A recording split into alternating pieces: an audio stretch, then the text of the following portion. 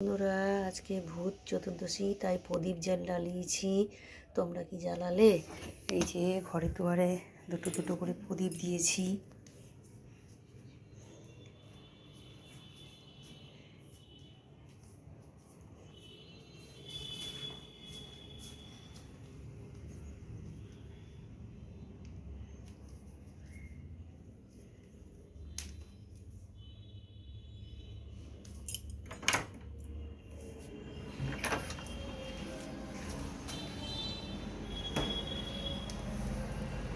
তোমরা কি ভূত চতুর্দশীতে প্রদীপ দাও?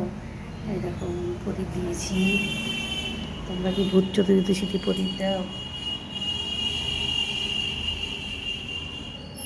কাল অমাবস্যাতে আবার দেব দিতে হবে। অমাবস্যায় ভূত চতুর্দশী দিন তো আমরা দিই, 14 শাক খাই আর চতুর্দশীতে প্রদীপ দিই।